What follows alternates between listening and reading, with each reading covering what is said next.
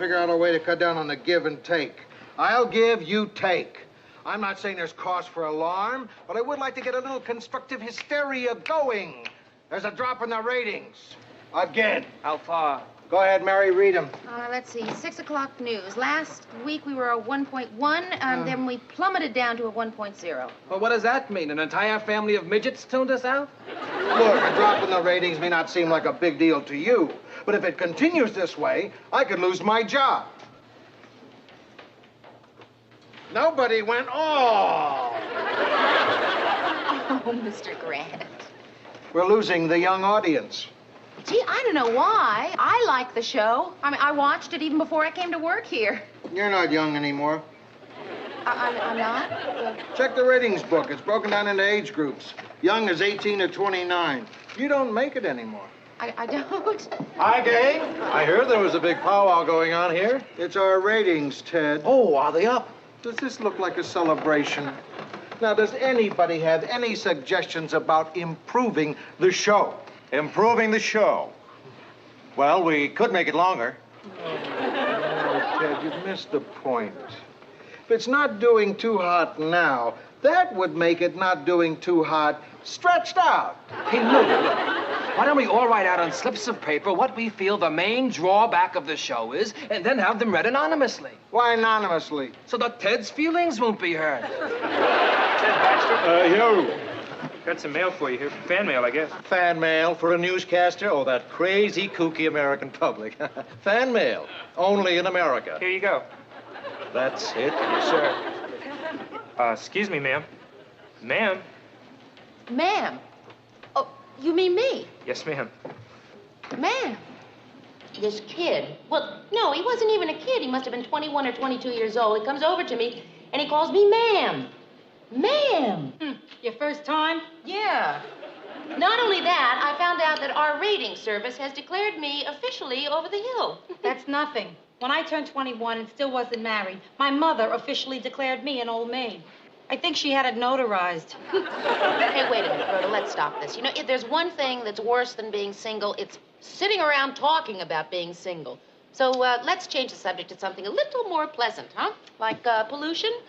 This is important, Mayor. There are many single women who've lived perfectly fulfilled lives. Who? I'm getting a pencil and a piece of paper and make a list. No, Rhoda, I am not about to sit around and make lists of single women. We're not. We're going to make lists of single men to go out with. We go out all the time. Yeah, but when was the last time you went out with someone really terrific? Well? Last time for me was when my father took me to a ball game. Come in. Hi, Mary. Hi. I just came up to bring back the ice cubes I borrowed. I didn't need them after all. This is a bag of water, Phyllis. Oh, I stopped downstairs to talk to Mildred for a few minutes. You want me to refreeze them for you? No, this is fine, thank you. What's that, a word game thing? Oh, it's nothing, really. We can do it later. We're trying to think of men to go out with. That was Rhoda Morgenstern with the 8 o'clock news.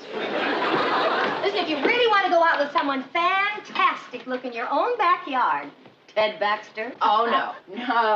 I might have been kind of bowled over by his good looks in the beginning, but he's good-looking in that good-looking way.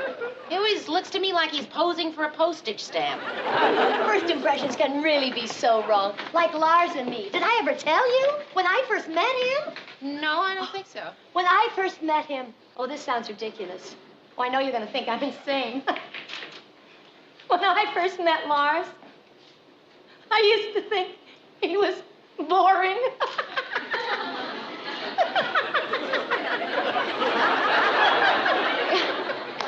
Isn't that the funniest thing you ever heard? Really, I'm serious.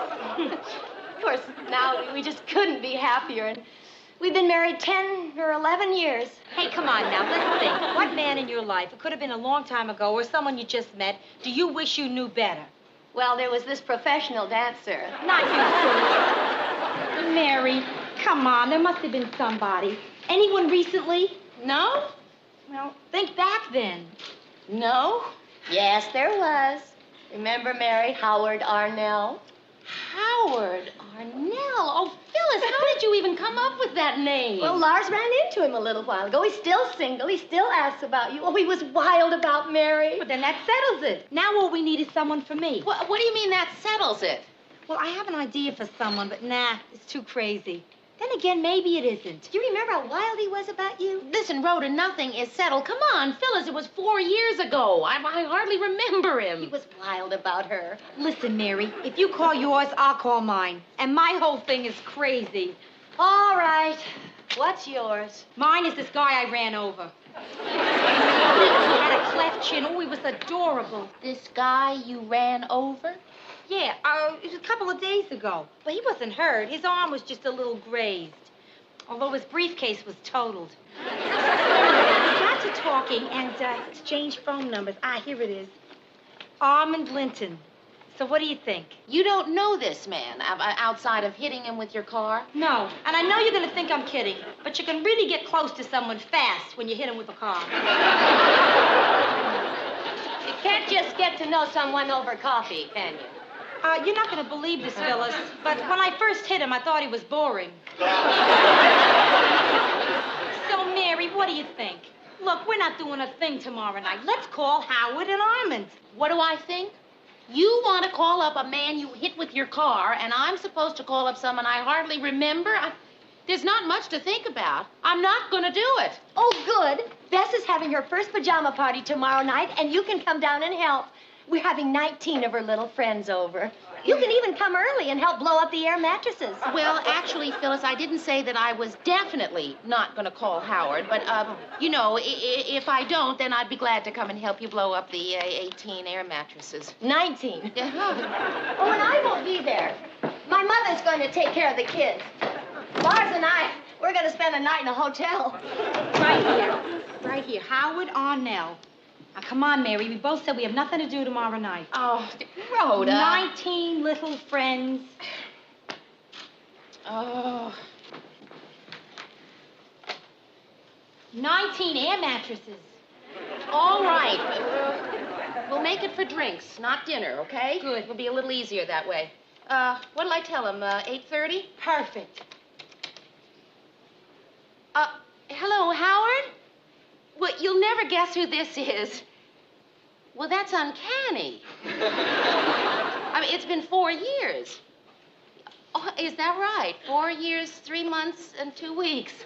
Yeah, you're right, Howard. There is a lot to talk about. Actually, that's why I'm calling. I'm going to have a little gathering at my house tomorrow night about 8:30, and I wondered if you could come. Oh, good. The address is 119 North Weatherly. Right. So, I'll see you then. What? Well, oh, Howard, it's sweet of you to offer, but, no, I have enough chairs. No, glasses aren't any problem either. So. Well, listen, Howard, I've got to get off the phone. I have something in the stove. What? Oh, Howard, that's sweet of you to offer. At your place? No, it's no problem. Howard, listen, I've got to go. My bath water is running over, so well, thank you, Howard. Coming in just a minute. Howard, listen, I must go, so I'll see you tomorrow night. Right, goodbye. Oh, I remember why I broke off with Howard. Go on. Too much loving, too much understanding, too much giving, too much. It's impossible to hold a normal conversation with him. Maybe I can call him back and tell him I'm sick. If it weren't for the fact that I have the phone in my hand and I'm already dialing Armand's number, I'd say, of course, sure. But under the circumstances, call off a cleft chin. Hello, Armand? Armand, this is Rhoda Morgenstern. Yeah, you remember me. We met when you were under my car. Oh, yes, right, that's me. Listen, I thought I'd give you a buzz and see how you and your arm are getting along. Yeah. Oh, I'm so glad to hear that. Listen, Armand, while I have you on the phone, tomorrow night a friend of mine is having some people over, and I wondered if you'd care to drop by, just so I can take a look at the patient. Oh, great. Oh, I'm so glad. Oh, it's 119 North Weatherly. Right. What? Oh, of course. Lovely. Yes. See you then, Armand. Bye. Am I smiling, Mary? Yeah? Was I smiling when I talked to him? Well, sure. Good. Because if I'm smiling now, that means I can smile anytime. I can even smile tomorrow night when you and I have our little fivesome. Our little fivesome? That's right. Armand is bringing his wife.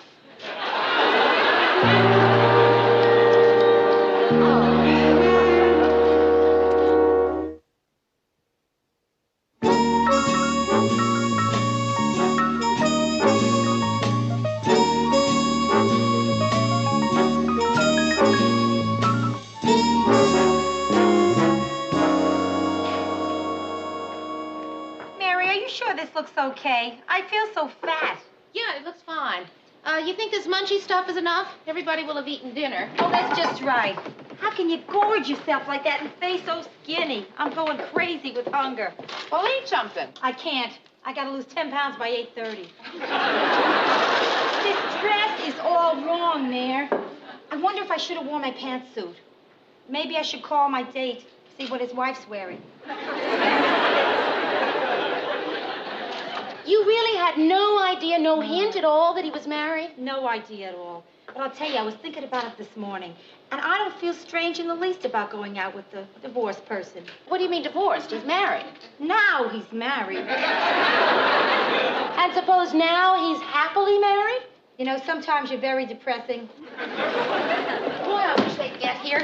No, I don't. I just wish it were over. Well, you're nervous over nothing, Mayor. And I don't see what your big gripe is about Howard. I mean, so he likes you. No, Rhoda, he doesn't like me. He likes me. All that love just rushing at you. That, as my grandmother used to say, should be the worst thing that should happen to you. Oh, get that stuff away from me. I'm fainting from hunger.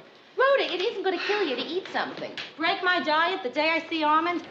Not a chance. Geronimo. Hello, I'm Mary Richards. Good evening. I'm Armand Linton, and this is my wife, Mrs. Armand Linton.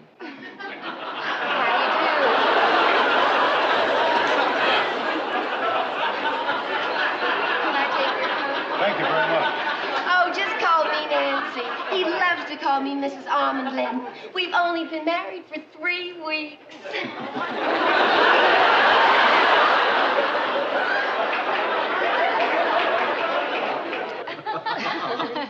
And that's how Rhonda and I met. Rhoda. Oh, excuse me, Rhoda. Armand and I think it's just wonderful of you to have us over. I mean, considering how you met. I mean, I think it's just super that we should all be good friends. Isn't it? When I ran over Armand, I never dreamt I'd find myself a new girlfriend, Nan.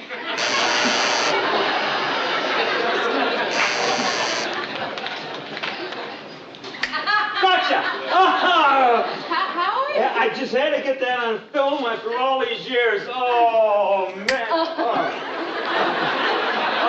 Mary. Oh, Howard. I can't believe it. Mary Richards! Yes. It's so good to see you, Howard. Well, would you like to come in? Just try to stop me. Must be kidding. After all these years, do I want to come in? Boy, oh boy, is she wonderful.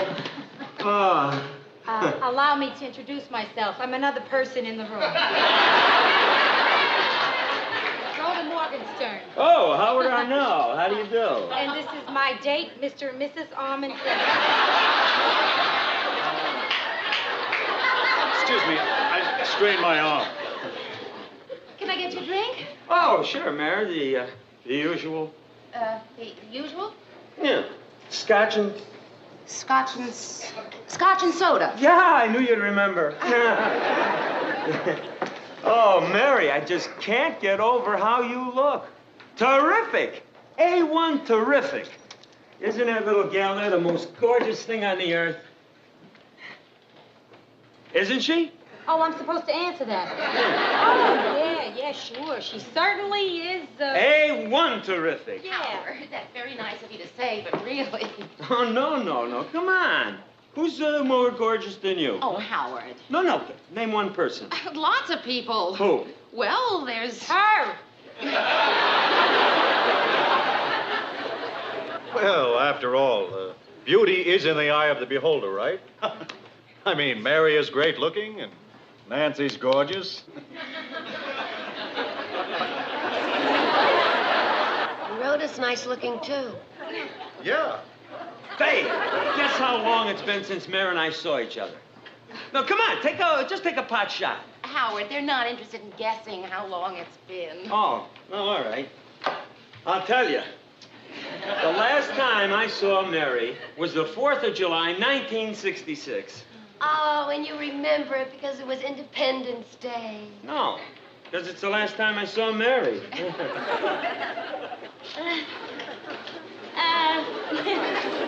I think I'll just go see if there are some more bacon curls.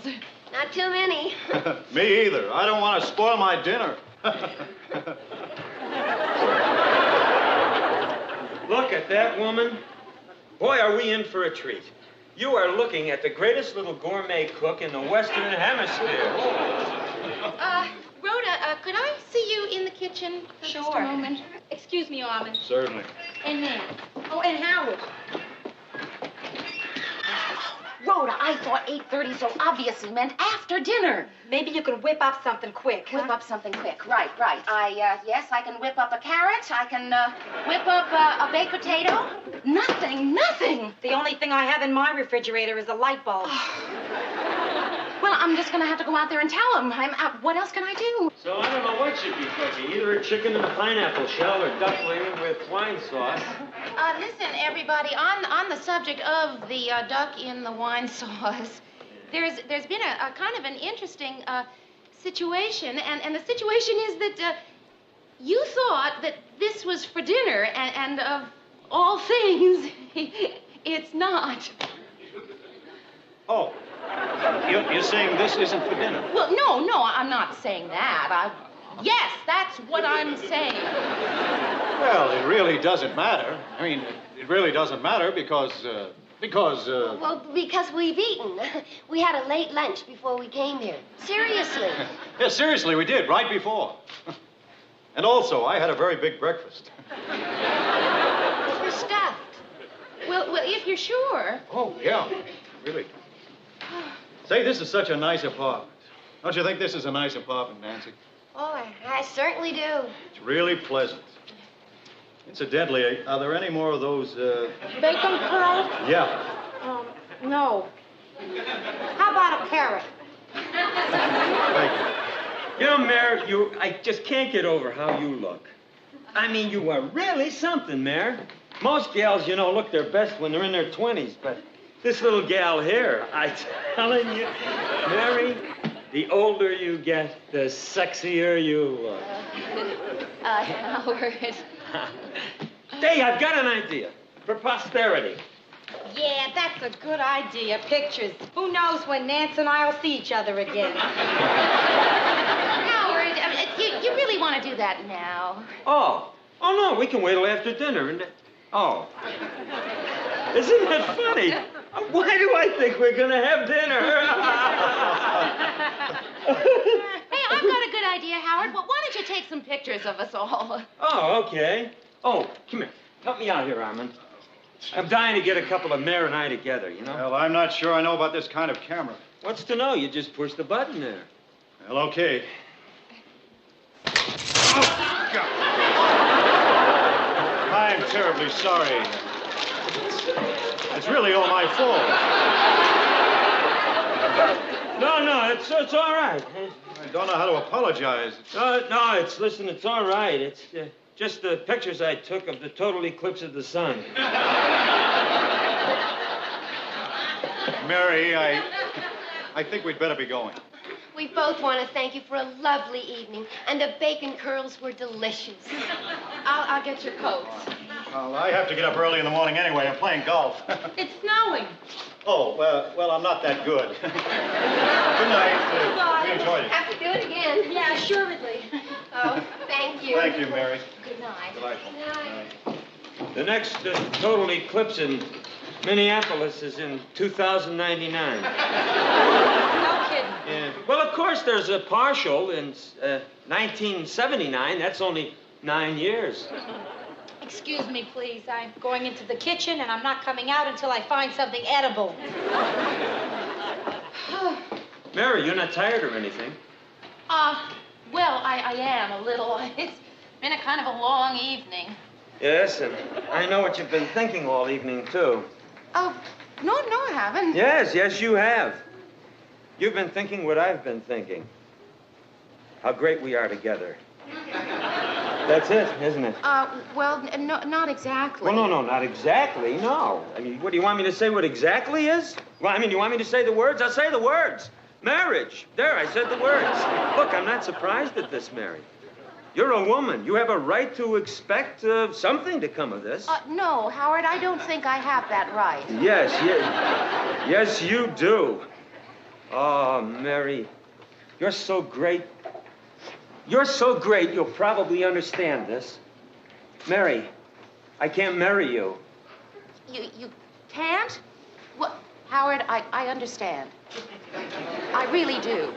See, I gotta have my freedom. I gotta. See, the way things are now, Mary, I'm free just to pick up and go whenever I please, wherever I please. I mean, the sky's the limit. I get the desire to jet up to Duluth. One phone call. That's it. I get the urge maybe to spend a weekend in St. Paul.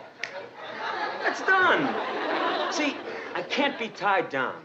You do understand, don't you? Oh, Howard, I really do. I understand. No, I don't think you do understand. Yes, I do. See, I'd just be hurt, and you're saving me from all that hurt. I mean, wow, I never knew anyone who saved me from so much hurt. I better go. Even the sound of your voice makes me crazy. If you say one more word, you'll make me change my mind. Where's my coat? Mary Richards. Little Mary Richards. Say, Mary, you know something? I'd like to have something of yours, you know, to remember tonight. Oh, no, come on, that's too nice. Here, let me pay you for it. Oh, no, Howard, really, it's broken. I mean, it needs flint and it leaks fluid. Come on, tell me, I insist. 10, 20, 28. Howard, please, just take it. Thanks, Mary. Mary, no goodbyes, huh? Right. Goodbye, Mary. Goodbye. Goodbye.